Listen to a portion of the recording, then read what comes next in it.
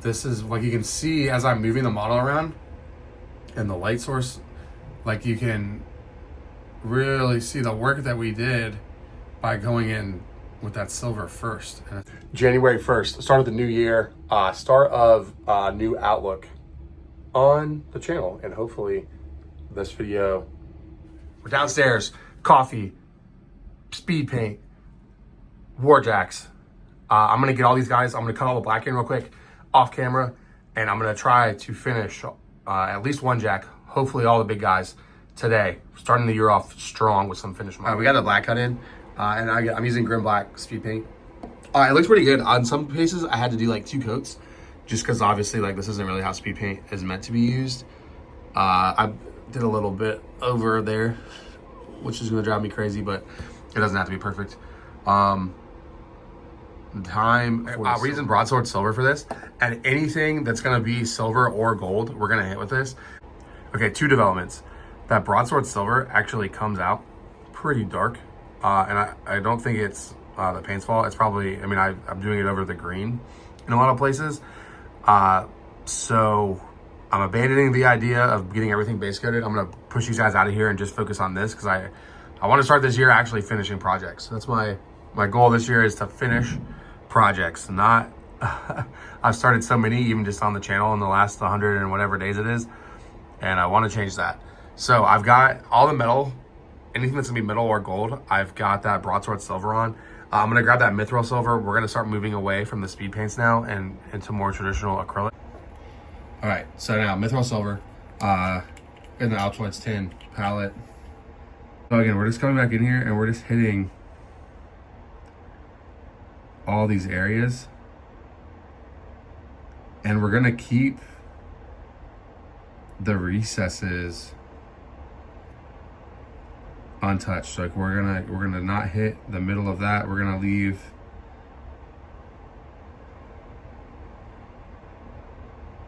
our shadows in, and again, because you can kind of see that light is working up under there.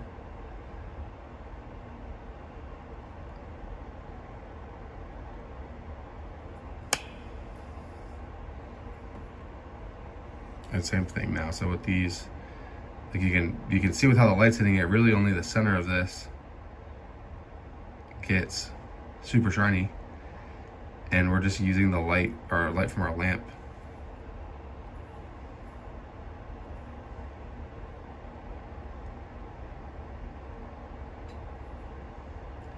And it's almost like we're painting scratches, really, is how it looks. Like it's pretty rough, and we're going pretty fast, because like right now, like in here, we're gonna be careful. We're gonna hit the metal parts with a wash again, just to clean up these areas where that where the speed paint just ran over. And so here, I'm just moving around the model where the light takes me. This panel specifically is gonna be brighter than those other panels.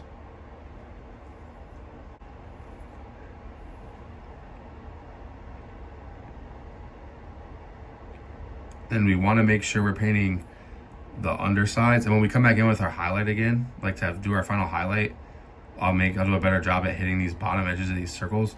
But that's what's gonna be what like grabs the most light. And the sword is, I'm probably gonna airbrush the sword. I'm not quite sure what I want to do with the sword yet.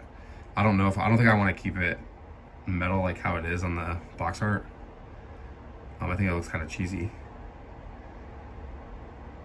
But we definitely, again, just very roughly, think of it almost at this stage as like we're painting in scratches.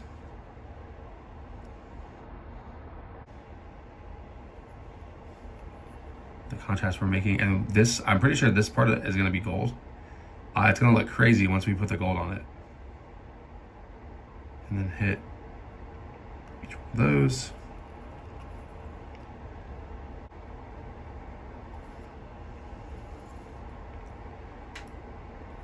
Of just edge highlighting, like chunky edge highlighting. These pads here.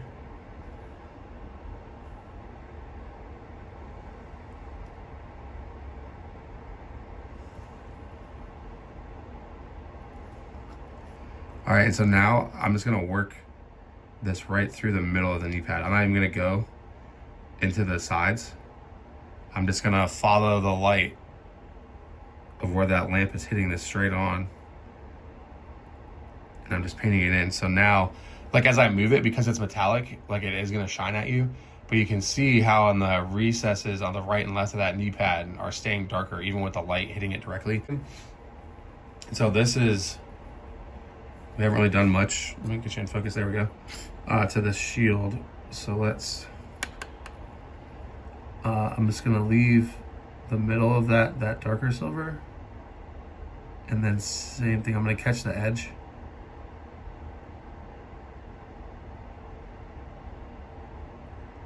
And again, for the silver parts, we'll come back in with another highlight. All right, so now, let's get a bunch of paint on our brush so I don't have to keep doing it. I'm gonna hit all these dots, all the rivets, those in. Make sure you're focused on here. So now, what we're gonna do is just paint in like scratches. And I got probably way too much paint on the brush right now, but we'll fix it. So think of this as like we're highlighting it, but we want the scratches because this thing's gonna be getting like smacked and prodded. We wanna kind of keep our shadows in there, but I'm really just trying to show you like how sloppy I'm painting this and how it'll still look pretty good. Like you can stipple, like it doesn't have to be uniform. And like I'm gonna keep that in shadow right there because of the shadow from that nub or the hub in the middle. And again, I'm just working the paint off the brush. I'm using the fact that this is a longer brush with thicker bristles. So now like our shield, it's almost like reflective. And you can see as the model moves, I mean the light's hitting it, but you can see the different shading effect we've had in there. All right, I gotta clean my brush out, I'll be right back. Okay, we're back in. I just really gave the brush a thorough cleaning because I had a ton of dried. That paint was wicking up. Just hitting a couple of areas that are a little bit too dark.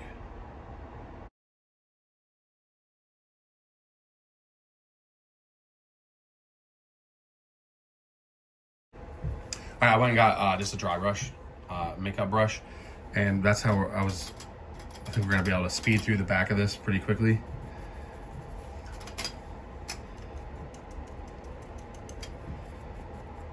So the trick here is just getting a lot of let me show you. I'm getting a lot of the pigment off, and I really just want the bright speckles in it. And now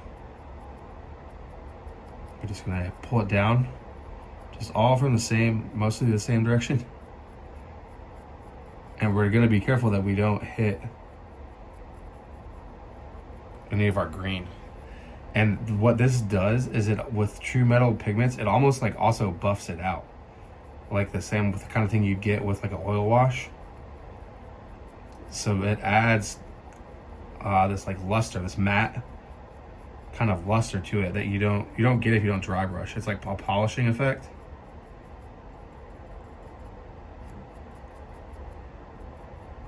And you can see this, the more we do this, the brighter that backpack is gonna get.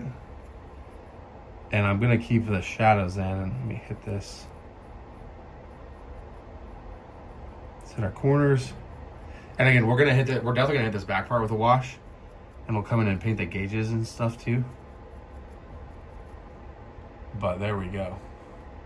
Easy peasy. Let me maybe hit this back part a little bit. There's some print lines there that are, print lines really bad right here too. But there you go. So now we've got all of our silver mostly in there, right? So now we got to come back over. I want to let this sit and dry a little bit. Work on some other stuff, but we got to still hit our mask. So I'll do our mask. Let me do that right now, actually. So we don't want to dry brush that because it's too close to important stuff. So on this grate, there's a lot of paint on the brush. We're gonna slap paint on so it covers all the detail up. We know this is gonna be gold, so I'm gonna like stop painting halfway down it. And then that will, by keeping the dark silver like literally like halfway, I'm just not even gonna put any bright paint on it. that'll add a really cool effect when we go over it with the gold. And I had a little, looks pretty gnarly in there. That's just like a misprint from the printer. All right, and then we'll hit this. This is silver, so we'll just kind of paint some highlights on that and call it a day. Fixed up right there. We gotta figure out what we're gonna do about that spot. I might hit it with the Tyrian blue and see if I can like work it out. Or actually, you know what? I might be able to come in. So there's just water on my paintbrush right now, right? There's just water on my brush. And what I'm doing is I'm just working out that silver that was in the spot where I did not want it to be.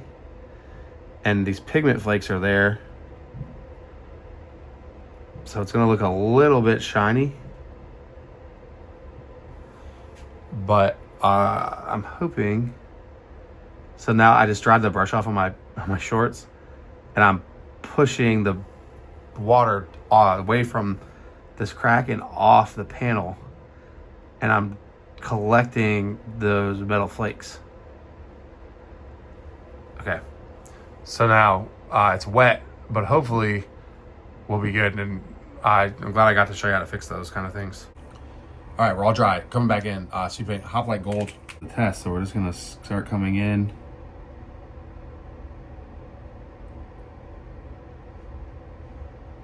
And I think we're gonna be able to finish like getting him to tabletop level today, but we're definitely not gonna be able to finish him today because I was starting to get all these other ideas about what I still want to do with him. Okay, so now I just started with this face mask, and you can see hopefully how the top is a lot brighter than the bottom is. But we're just gonna keep moving on and hope it comes together. So these legs are actually gold. I didn't realize. And like I said, they're still, I'll probably still do a wash over all the metallic parts. And I'll need to do a highlight layer again. And we need to highlight our green. So we're actually not as close to done as I thought. But we got a lot of hours into them today.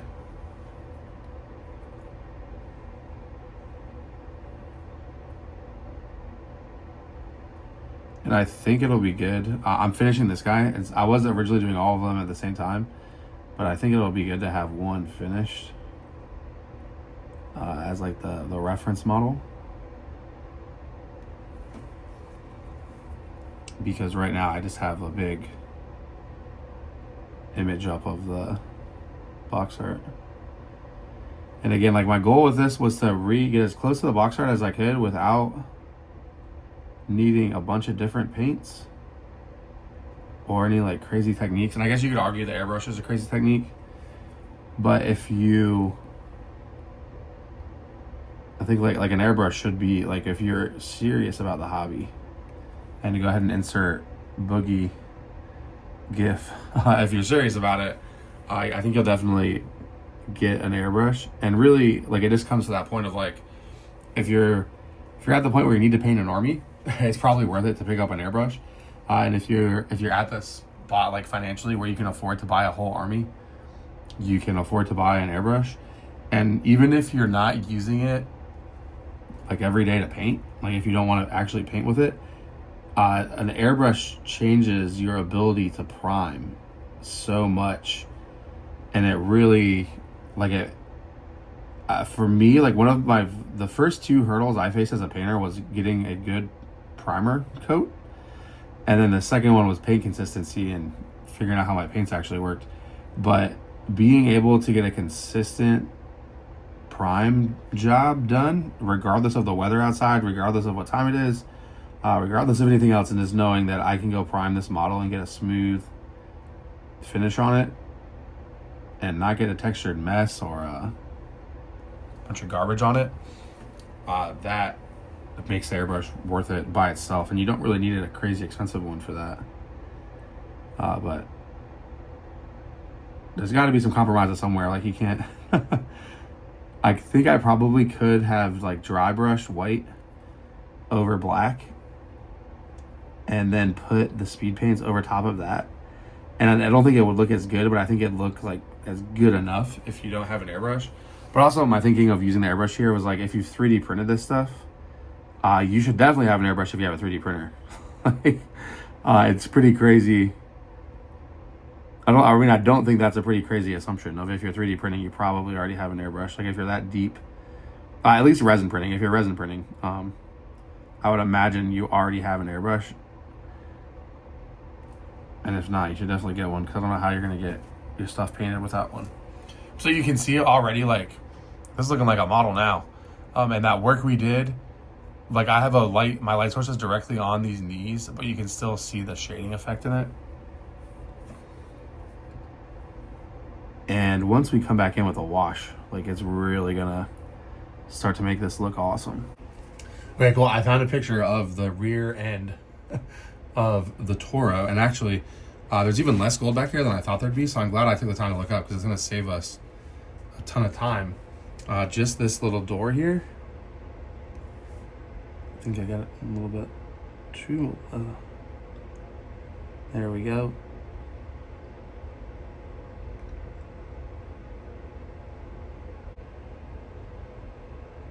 So far this guy's looking really good for a tabletop level. I think the black took like 10 minutes to do, or actually the black took 20 minutes, but I did everybody, like all the other jacks and everything, even those other guys back there.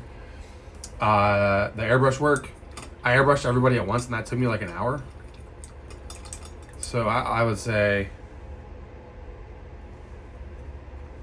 on this one model to get to this point, we're probably sitting at like a 2 or 3 hour mark.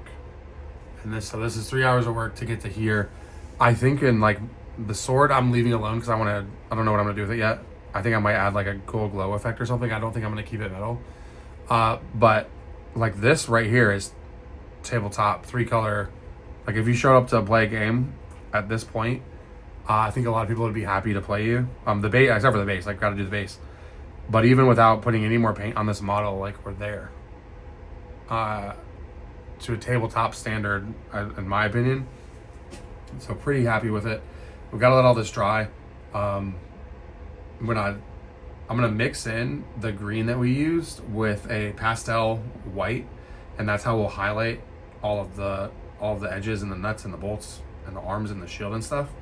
And then we'll hit all of the metallics with a wash, and then do one final highlight on the metallics. And then I think we're there. And also, this is the panel I fixed. You can see it now that it's dry. There's no, except for that overage I did, but that fixed our little stray paint mark. But very happy with how this turned out. Thanks for watching. Happy New Year.